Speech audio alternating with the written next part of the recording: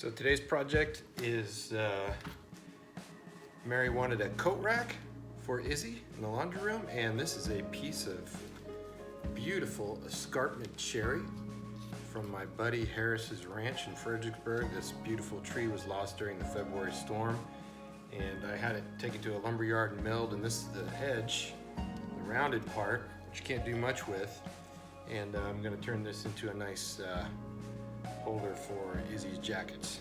So enjoy.